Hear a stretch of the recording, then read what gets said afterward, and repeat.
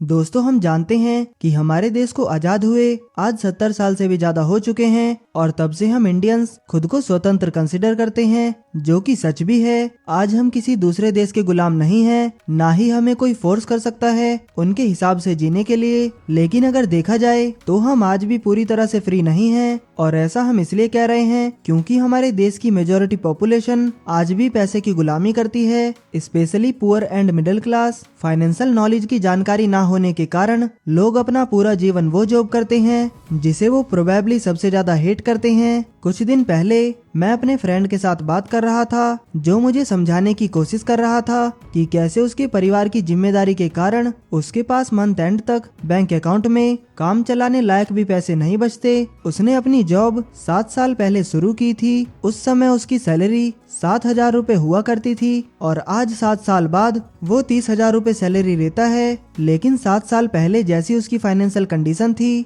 आज भी वैसी ही है, और जो जॉब वो करता है उसे वो पसंद भी नहीं करता, लेकिन स्टिल उसे करते रहना उसकी मजबूरी है। और ये हर मिडिल क्लास की कहानी है। सैलरी एक ऐसा ट्रैप है जो हमें हमारे सपनों को भुलाने के लिए पे की जाती है। तो दोस्तों, आज के इस वीडियो में हम जानेंगे कि क्यों हम इंडियंस फाइनेंशियल लिटरेसी में इतने पीछे हैं और कैसे बस कुछ सिंपल स्टेप्स और बेसिक फाइनेंशियल नॉलेज से हम पैसों के लिए काम करना छोड़ सकते हैं और अपने सपनों की जिंदगी जी सकते हैं। वीडियो में आगे बढ़ने से पहले अगर आप इस चैनल पर नए हैं तो चैनल को सब्सक्राइब कर दीजिए ताकि हमारी थोड़ी मदद हो सके। तो चलिए अब बिना टाइम वेस्ट किए वीडियो को शुरू करते हैं। जैसे कि हम जानते हैं कि हमारा एजुकेशन सिस्टम सिर्फ 200 साल पुराना है। उससे पहले फॉर्मल एजुकेशन बस जरूरी नीड के लिए ही रिजर्व हुआ करती थी, लेकिन जैसे ही पूरी दुनिया में इंडस्ट्रियलाइजेशन का दौर चला और बड़ी बड़ी फैक्ट्रीज पूरी दुनिया में सेट की जाने लगी, तो पूंजीवादियों को ऐसा फील हुआ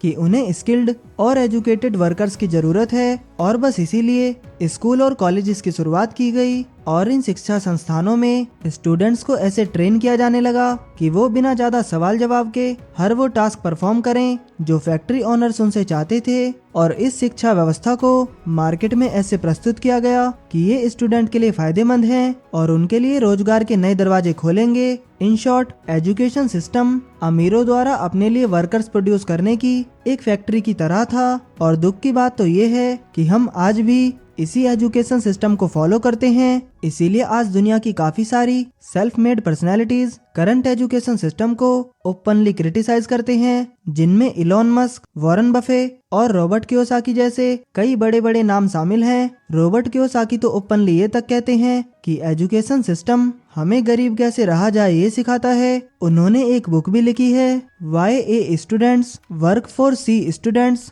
जिसमें वो कहते हैं कि जो स्टूडेंट्स स्कूल में अच्छे ग्रेड लाते हैं आगे जाके वो उनके लिए काम करते हैं जो उतने अच्छे ग्रेड्स नहीं लाते। स्कूल और कॉलेजेस में जिस तरह का माइंडसेट बनाया जाता है वही कारण है आज हमारे फाइनेंशियल स्ट्रगल का, क्योंकि फॉर्मल एजुकेशन में ऑलमोस्ट जीरो फाइनेंशियल नॉलेज दी जाती है। इसीलिए आज एक एवरेज पर्सन में पैसे की इतनी कम समझ होती है। वीडियो में आगे बढ़ने से पहले एक जरूरी बात कि आपको वो सब भूलना होगा जो आपने स्कूल या कॉलेजेस में सीखा है या जो आपने अपने आस पड़ोसियों से, इवन पेरेंट्स से भी सुना है पैसों के बारे में। अब आगे बढ़ते हैं और चीजों को सिंपल रखने के लिए हम इसे 3 स्टेप्स में डिवाइड करेंगे। सो स्टेप नंबर 1 है सेटिंग गोल्स। यहाँ हम बात करेंगे फाइनेंशियल गोल्स की। सबसे पहले आपको ये डिसाइड करना होगा कि आपको फाइनेंशियल इंडिपेंडेंट होने के लिए कितने रुपयों की जरूरत है। ये अमाउंट इतना होना चाहिए कि जिससे आप उतनी पैसिव इनकम जनरेट कर सकें कि बिना काम किए आपके सारे एक्सपेंसेस आराम से कवर हो सकें।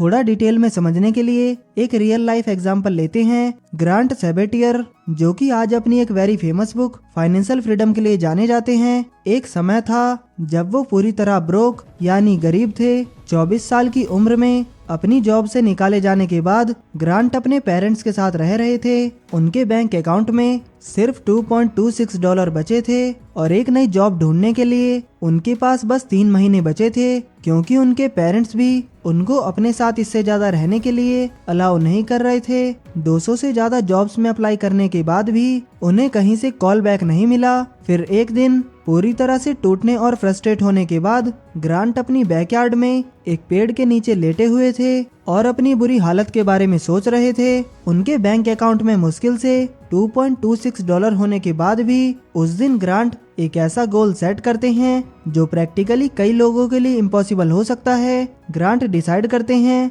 कि वो नेक्स्ट 5 इयर्स में कुछ भी करके फाइनेंशियली फ्री होना चाहते हैं और पूरी जिंदगी ऐसे ही पैसों के लिए काम नहीं करना चाहते। फिर थोड़ी कैलकुलेशन करने के बाद ग्रांट फाइंड आउट करते हैं कि उन्हें फाइनेंशियली फ्री होने के लिए $1 मिलियन की जरूरत होगी। फिर अगले 5 सालों के लिए ग्रांट बहुत हार्डवर्क करते हैं, सारी फाइनेंशियल बुक को पढ़ डालते हैं और फाइनली 5 साल बाद ग्रांट अपने लिए $1 मिलियन जितना अमाउंट कलेक्ट कर लेते हैं और फिर कभी भी वापस मुड़कर नहीं देखते। तो दोस्तों, इस एग्जाम्पल से आप गोल सेटिंग की पावर को तो समझ ही गए होंगे। तो बढ़ते हैं अगले स्टेप की तरफ, जो है save and invest. Financial freedom की अगली सीढ़ी पैसों की बचत करना और उनको सही जगह निवेश करना है। आप चाहे अपनी पूरी जिंदगी दिन रात घिसते रहें, लेकिन अगर आपने पैसों को सेव और इन्वेस्ट करने की आदत नहीं डाली तो आप हमेशा ही स्ट्रगल करते रहेंगे और आपको फाइनेंशियली फ्री होने के लिए लाखों रुपए की सैलरी लेने की भी जरूरत नहीं है। ऑब्वियसली मोर इज बेटर,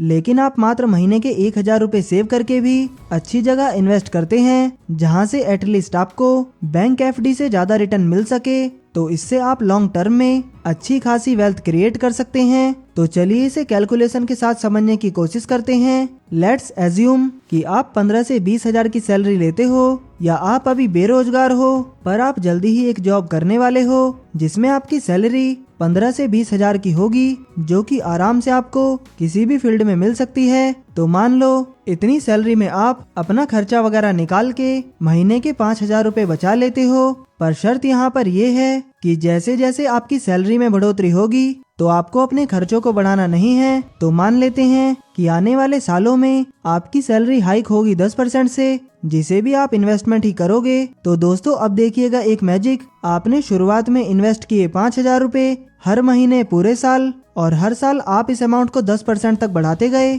और आपने ऐसा अनुशासन के साथ अगले 20 सालों तक किया और इस समय में आपका एवरेज रिटर्न जो आपको अपनी इन्वेस्टमेंट पर मिला वो था मात्र 15%। तो 20 साल बाद जो अमाउंट बना होगा वो होगा 1.3 करोड़ रुपीस, और ये इतना बड़ा अमाउंट बना मात्र 5000 रुपए की इन्वेस्टमेंट की शुरुआत से। और दोस्तों, यही है कंपाउंडिंग की पावर। और अगर आपको कंपाउंडिंग के बारे में कुछ भी नॉलेज नहीं है तो हमने ऑलरेडी कंपाउंडिंग पर डिटेल में वीडियो बनाई हुई है, जिसकी लिंक आपको डिस्क्रिप्शन बॉक्स और आई बटन में दी गई है। आगे देखते हैं थर्ड स्टेप, जो बहुत ही इम्पोर्टेंट है, ना सिर्फ इन्वेस्टिंग जर्नी के लिए बल्कि ओवरऑल लाइफ के लिए भी। और ये स्टेप है डिसिप्लिन एंड पेशेंस। यूएस में एक सर्वे किया गया ये जानने के लिए कि पिछले 30 सालों में कौन वो लोग हैं जिन्होंने सबसे ज्यादा वेल्थ क्रिएट करी है, यानी कि किन लोगों ने सबसे ज्यादा रिटर्न्स लिए हैं अपनी इन्वेस्टमेंट पे। सर्वे का रिजल्ट देखकर खुद सर्वे करने वाली एजेंसी भी हैरान थी, क्योंकि जिन लोगों ने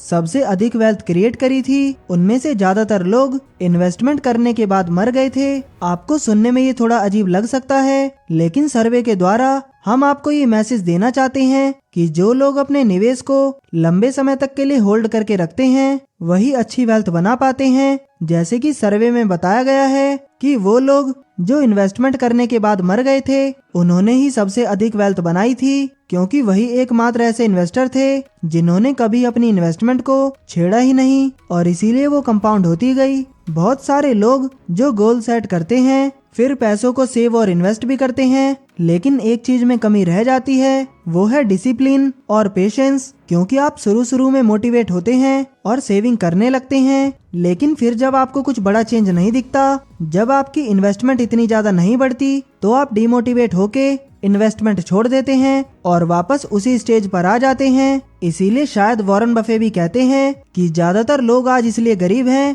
क्योंकि कोई भी धीरे धीरे अमीर नहीं बनना चाहता। लेकिन दोस्तों, आपको ये माइंड में रखना होगा कि अमेज़न को भी पहला प्रॉफिट कमाने में 15 साल लग गए थे, और आज देख लो अमेज़न की 1 घंटे की कमाई $8 मिलियन है, यानी 64 करोड़ रुपयों से भी ज्यादा। इसीलिए डिसिप्लिन और पेशेंस बहुत ज्यादा इम्पोर्टेंट है। तो अगर आप भी सक्सेसफुल होना चाहते हैं तो डिसिप्लिन और पेशेंस की प्रैक्टिस करना आज से ही शुरू कर दो। और दोस्तों, अगर आप भी अपनी इन्वेस्टिंग जर्नी स्टार्ट करना चाहते हैं तो उसके लिए आपको एक डीमैट अकाउंट खुलवाना होगा, और डीमैट अकाउंट की लिंक आपको नीचे डिस्क्रिप्शन बॉक्स में दी गई है। तो दोस्तों, आज के इस वीडियो में इतना ही। उम्मीद है कि आपको ये वीडियो पसंद आया होगा।